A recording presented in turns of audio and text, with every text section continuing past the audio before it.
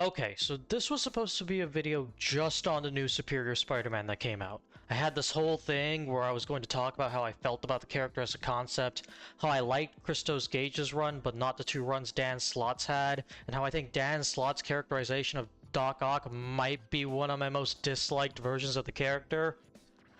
But I can't do that now because I found a new retro Venom this past Sunday, and no way was I going to miss the chance to pick this guy up. So look, here's the plan. Double review. I'm going to look at both of them. Spock first, then Venom, and I'll give my final thoughts on both at the end. Okay? Good. Let's do this. So it's been about 10 years since Superior over here has gotten a figure in Marvel Legends. The last one was actually his first figure in the line, in the Ultimate Green Goblin Build-A-Figure wave in 2014.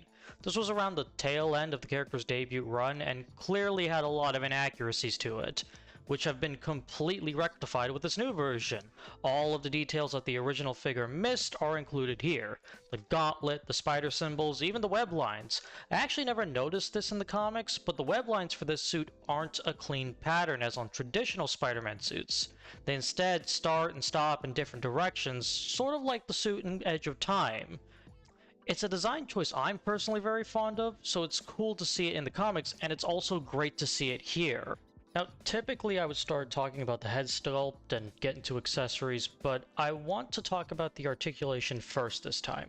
Superior Spider-Man is a modified version of the Retro Spider-Man I mentioned back in my Wolverine review, and hey, if you haven't seen it, give that video a watch. In fact, why don't you watch all of my videos? You know, maybe you'll find something you enjoy. Wink wink, nudge nudge, cheeky smile.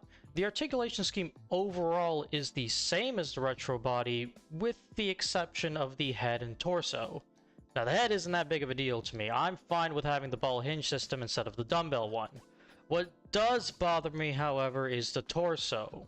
For those who don't know, Spock here has a backpack, which also comes with mechanical arms, or Waldos as the community calls them. In order to make sure that it stays securely onto the back, the Legends team decided to go back to the old hinge swivel system as opposed to the diaphragm system that they've been using. Look, I'm not going to sit here and speculate why they didn't try to incorporate this while keeping the diaphragm joint in. Obviously, there's a reason why they chose this instead, maybe for safety reasons or otherwise, and I can understand that. But even so, I find it disappointing as this guy's posability is much more hindered now in comparison to what other Spider-Man figures can do. Still, that doesn't mean he poses badly. The articulation scheme overall is solid. It's just not as good as what we've been getting from Spider-Man figures. I mean, he still has a good ab crunch and an arcing. Is this what it means? To be a superior Spider-Man? Let's just move on to the accessories.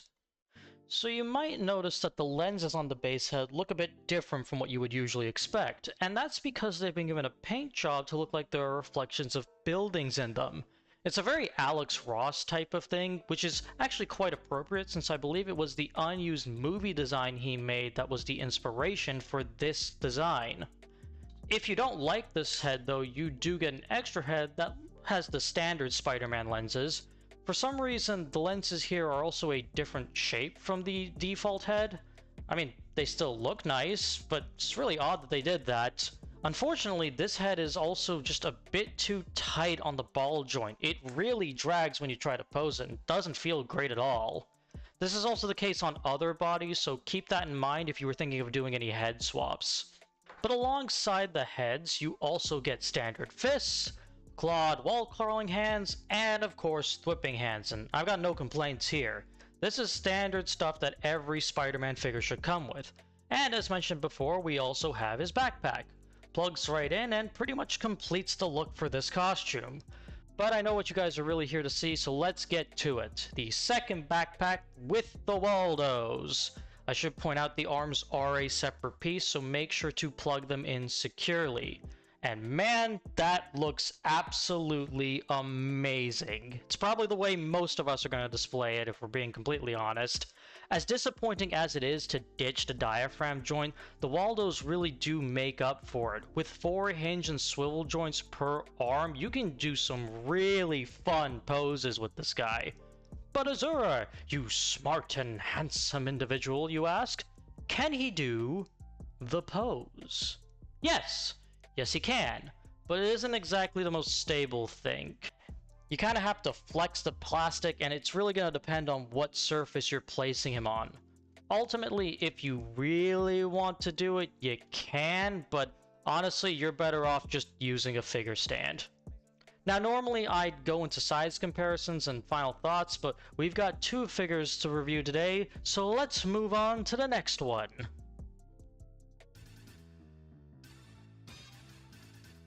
So I believe this is the 3rd time we're getting this bug, or at least the 3rd time we're getting it as Venom. This body was originally used for Omega Red, before then being retooled into the animated series Venom. That was then modified into the Venom we got in the Amazon 3-pack with Agony and Riot, before being modified again for this guy, giving him a dumbbell joint for the head and a diaphragm joint for the torso. As far as looks go, I mean, what do you want me to say? It's quintessentially classic Venom. All the details are right where they need to be, it's all painted up, and all that paint is susceptible to paint chipping!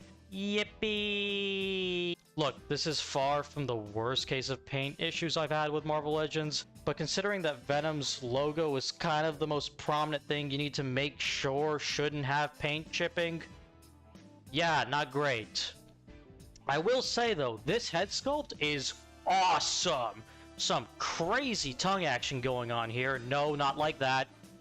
Or maybe like that? I don't know what Eddie and the symbiote get up to in their spare time. I believe this head is based on the work of Ryan Stegman. Some really great stuff here. But I'll be honest, this isn't the head sculpt I'll be rocking with, because this guy comes with an alternate head based on the work of Todd McFarlane, and yeah, I can't not do it, okay? I just can't not use this head. Alongside that, you also get your standard clawed hands and fists. Nothing mind-blowing, but is exactly what he needs, and nothing more, so no complaints from me. And as you might expect, the articulation is great too. The joints have a great range and feel really solid. And of course, the diaphragm joint does a lot for this guy's posability. But, as you might also expect, the dumbbell joint does hold things back. It's the exact same issue that Wolverine had, so I won't bore you by going over it again. But just like Wolverine, I will say that you can still get good poses in spite of it. It is a limitation, but not a limitation that completely kneecaps this guy.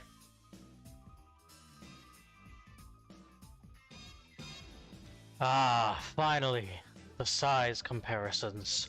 Spock sits at about 16 centimeters, which puts him in line with other Spider-Man, while Venom is about 18 centimeters, so they'll both fit in just fine with other Marvel Legends. This is especially nice for Venom if you prefer him being more of a bulky Spider-Man, as opposed to the more monstrous versions of him we've gotten in the past. So obviously I think it goes without saying that I think these two are great, but if you currently can only get one, which one should you prioritize over the other? Honestly, while I do prefer Venom, I think you should prioritize getting Superior Spider-Man first. Venom is great, don't get me wrong, but we're more than likely going to get more releases of him in the future. Heck, some leak listings have shown that we may be getting a Marvel vs. Capcom Venom in the near future. So if you want, you could just wait it out for that one. But this is only Superior Spider-Man's second appearance in the Marvel Legends line, and I have no idea when he might show up again, so I would say getting him first is the best idea. Of course, this assumes you don't have the disposable income available to just buy both of them, because if you do, buy both of them. They're really good.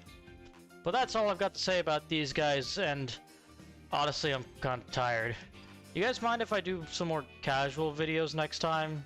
You know, less recording and editing and whatever, I'll figure it out later. For now, I'm gonna go lie down. Later.